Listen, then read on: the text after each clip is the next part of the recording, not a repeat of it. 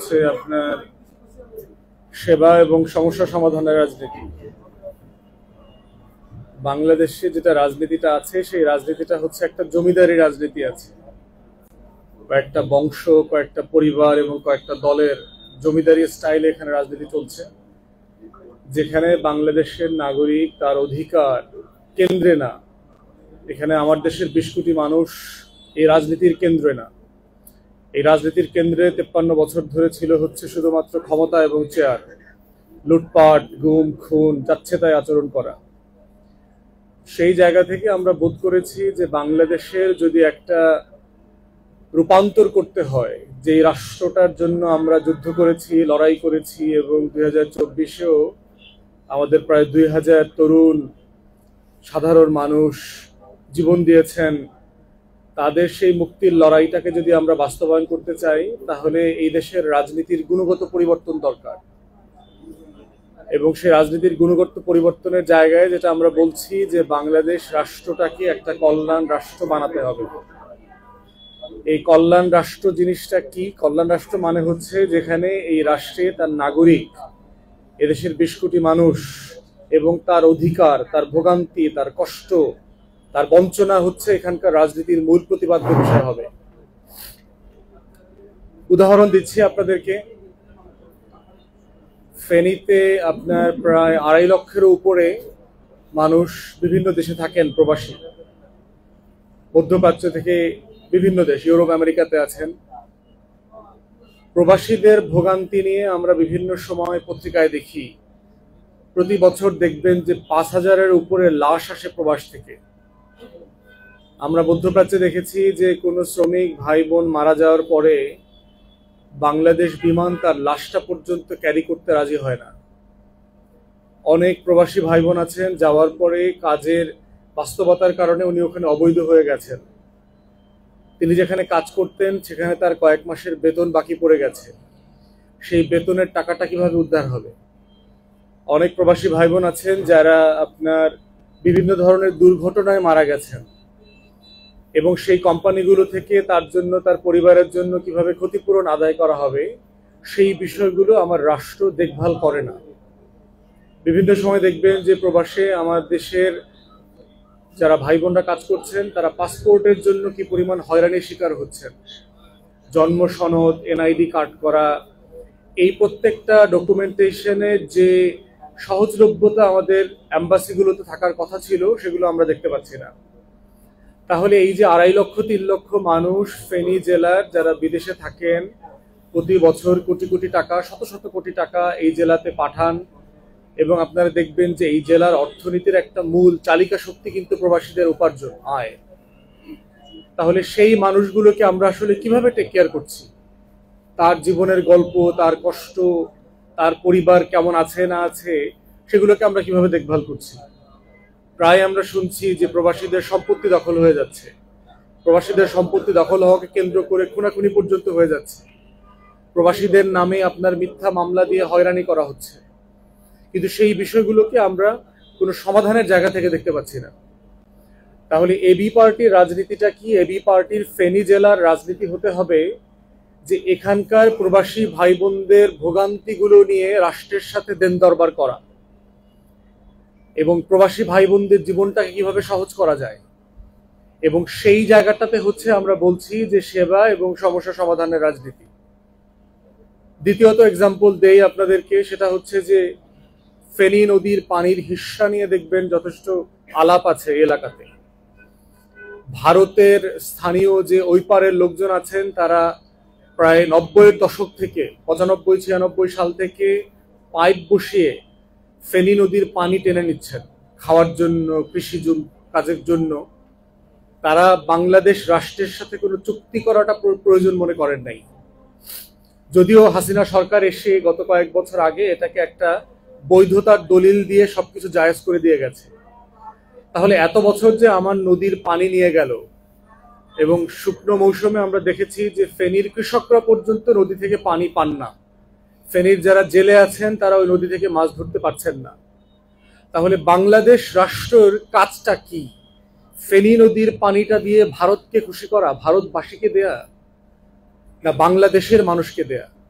AB পার্টির রাজনীতি হচ্ছে এই ফেনী নদীর পানির হিস্সা নিয়ে লড়াইটা করা, যে ফেনী নদীর হকদার হচ্ছে আমার দেশের মানুষ, আমার দেশের কৃষক, আমার দেশের জেলে, আমার দেশের যারা নৌকার ব্যবসা করেন, এক এলাকা থেকে আর এক এলাকায় নৌকায় করে মাল জিনিস বয়ে নিয়ে যান। এবি পার্টির ফেনী জেলার রাজনীতি হচ্ছে ফেনীর পানি নিয়ে জনগণের পক্ষে দাঁড়ানো, লড়াই করা। এটা হচ্ছে সমস্যা সমাধানের রাজনীতি, সেবার রাজনীতি।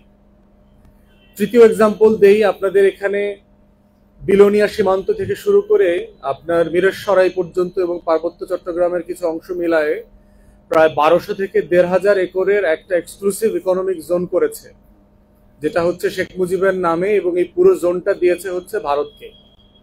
আমরা বিভিন্ন সূত্রে জানতে পেরেছি যে ভারত এই এলাকাটাকে আপনার একটা গোয়েন্দা বেস তৈরি করেছে এখানে, এবং ইসকনকে কেন্দ্র করে আমরা চট্টগ্রাম বিভাগে যে ক্যাওয়াসটা দেখলাম, এই প্রত্যেকটা ক্যাওয়াসের সাথে ধারণা করা হচ্ছে এই অঞ্চলের যে ভারতের তৎপরতা আছে সেটা দায়ী। প্রশ্ন হচ্ছে, কেউ যদি বাংলাদেশে ব্যবসা করতে চায়, শিল্পাঞ্চল করতে চায়, এটা করতে আমাদের কোনো আপত্তি নাই, কিন্তু ভারতের মতো একটা আগ্রাসী শত্রু রাষ্ট্র তাকে এইরকম একটা কৌশলগত জায়গায়, আপনারা যদি ম্যাপ দেখেন, ফেনী কিন্তু বাংলাদেশের চিকেন নেক। যদি এখান থেকে আপনি ফেনী নদীর উপরে ব্রিজটা ভেঙে দিতে পারেন, তাহলে কিন্তু বাংলাদেশ থেকে চট্টগ্রাম আলাদা হয়ে যাবে। তাহলে সেই রকম একটা কৌশলগত জায়গায় বঙ্গোপসাগরের মুখে ফেনী নদীর মোহনাতে বিলোনিয়া থেকে শুরু করে মিরেশসরাইতে এত বড় একটা অঞ্চল ভারতের মতো একটা আগ্রাসী শক্তিকে দেয়াটা বাংলাদেশের স্বাধীনতা, সার্বভৌমত্ব, মর্যাদা এবং জাতীয় স্বার্থের সাথে যায় না। ইতিমধ্যে আমরা দাবি করেছি যে এক্সক্লুসিভ জোনটাকে বাতিল করে দেওয়ার জন্য। যদি বাতিল করতে না দেয়, তাহলে দ্বিতীয় অপশন হচ্ছে যে এখানে শুধু ভারত না, চীন, পাকিস্তান, রাশিয়া, আমেরিকা, প্রত্যেক রাষ্ট্রকে আপনি ব্যবসা করতে দেন, শুধু ভারতকে এক্সক্লুসিভ জোন দেওয়ার পক্ষে আমরা নই। এবং আমরা এবি পার্টির পক্ষ থেকে বলছি, বারবার দাবি করেছি যে বাংলাদেশের স্বাধীনতা, সার্বভৌমত্বের উপরে কোনো লেনদেন নাই, আমার জাতীয় স্বার্থ এবং আমার মর্যাদার উপরে কোনো লেনদেন নাই। আমি অন্য কারো অধিকারকে স্বীকার করি না। এজন্য যদি যা কিছু করতে হয়, ফেনীবাসীরা যেমন করবেন, যেভাবে ফেনীর তরুণরা রক্ত দিয়ে, বুক পেতে দিয়ে, জীবন দিয়ে যুদ্ধ করেছেন জুন, জুলাই, আগস্টে, ফেনী নদীর পানির হিস্সার জন্য, বিলোনিয়া সীমান্তকে বাংলাদেশের অংশ রাখার জন্য, মিরেশসরাই যেন বাংলাদেশ থেকে বঙ্গোপসাগরের মুখে আলাদা না হয়ে যায়, সেই লড়াইতেও ফেনীবাসী থাকবে। এবং এবি পার্টি এই লড়াইয়ের অংশীদার, আপনাদের সাথে থাকবে, ঢাকাতে বসে এবং সারা বাংলাদেশ থেকে ফেনীবাসীর সাথে এই সার্বভৌমত্বের লড়াইতে আমরা অংশীজন। আমরা বাংলাদেশ সরকারকে আহ্বান করছি যে ইতিমধ্যে আপনারা এই ইমিডিয়েটলি এই চুক্তিটাকে রিভিউ করেন, কি হচ্ছে এখানে। প্রয়োজনে ফেনীবাসীর একটা আবদার আছে যে বাংলাদেশের একটা ক্যান্টনমেন্ট, একটা সশস্ত্র বাহিনী অথবা নেভাল বেস এই বেলোনিয়াতে করবার জন্য। তাহলে, এবং আপনারা জানেন যে এই ফেনী সীমান্তের কারণে এখানে আমাদেরকে ট্রেন লাইন করতে দিচ্ছে না, ব্রিজ কালভার্ট করতে দিচ্ছে না, পাকা রাস্তা করতে দিচ্ছে না। কেমন অদ্ভুত আবদার! আমার দেশের ভিতরে, আমার মাটিতে আমি রাস্তা করব, ব্রিজ করব, ট্রেন করব, এটা ভারতের আপত্তিতে আমার 2 পয়সারও তো কিছু যায় আসে না। বাংলাদেশ রাষ্ট্রের স্বার্থ, ফেনী জেলাবাসীর স্বার্থটা হচ্ছে এখানে প্রাইম। তাই আমরা অন্তর্বর্তীকালীন সরকারকে আহ্বান করছি, যে সকল উন্নয়নের কর্মকাণ্ড, কার্যক্রম গত 53 বছর থেকে বন্ধ হয়ে আছে, যেগুলো ফেনীবাসীর প্রাণের দাবি ছিল, এগুলোকে আপনারা ইমিডিয়েটলি শুরু করেন। ঢাকা থেকে ফেনীকে ট্রেন লাইনে কানেক্ট করেন। ঢাকা থেকে যে সকল ডেভেলপমেন্ট কাজ দরকার, বড় রাস্তা দরকার, সীমান্ত ঘিরে যে ডেভেলপমেন্টগুলো দরকার, সীমান্তের পাশের যে গ্রামগুলো আছে, মহল্লাগুলো আছে, এখানে কোনো উন্নয়নের ছোঁয়া লাগছে না। এবং ছোঁয়া না লাগবার কারণে যেটা হচ্ছে, স্থানীয় তরুণরা অবৈধ ব্যবসার সাথে জড়িয়ে যাচ্ছে। ফেন্সিডিল, ইয়াবার ব্যবসা, ভারত থেকে অবৈধ পথে জিনিসপত্র এনে বাংলাদেশে বিক্রি করবার ব্যবসা, এগুলোতে জড়িয়ে যাচ্ছে। তাহলে বাংলাদেশের তরুণদেরকে সুস্থভাবে কর্মসংস্থান এবং উদ্যোক্তা বানানোর যে উদ্যোগ, সেইটা আমরা অন্তর্বর্তীকালীন সরকারকে আহ্বান করছি, সেটা আপনারা ইমিডিয়েটলি করবেন। সর্বশেষ বলছি যে ফেনী শহরটা কিন্তু বেশ এলোমেলো শহর।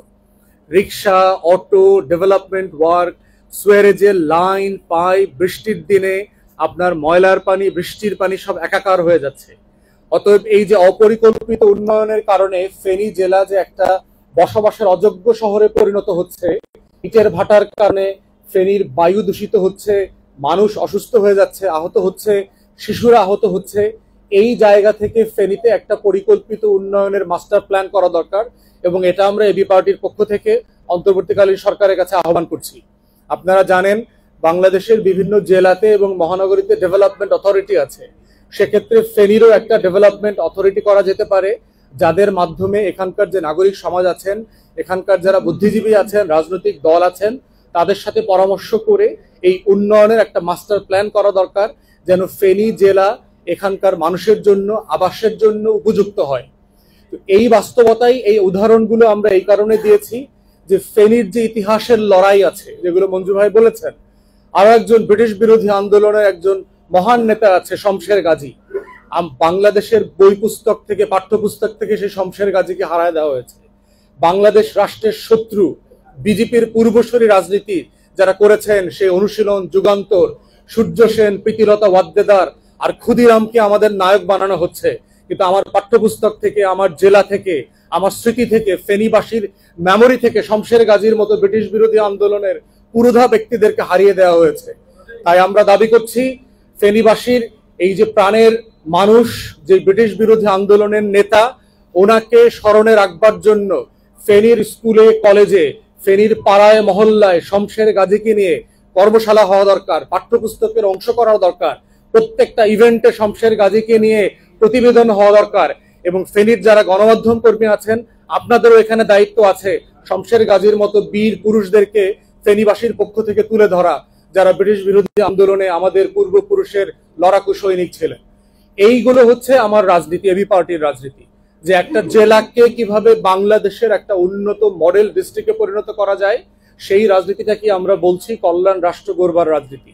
সেই রাজনীতিটাকে আমরা বলছি সেবা এবং সমস্যা সমাধানের রাজনীতি। এটাই হচ্ছে এবি পার্টির রাজনীতি। এতটুকু বলে আমার ব্রিফিং শেষ করছি। আপনাদেরকে ধন্যবাদ। যদি আপনাদের কারো প্রশ্ন থাকে, আমরা প্রশ্নের জবাব দেবো ইনশাআল্লাহ।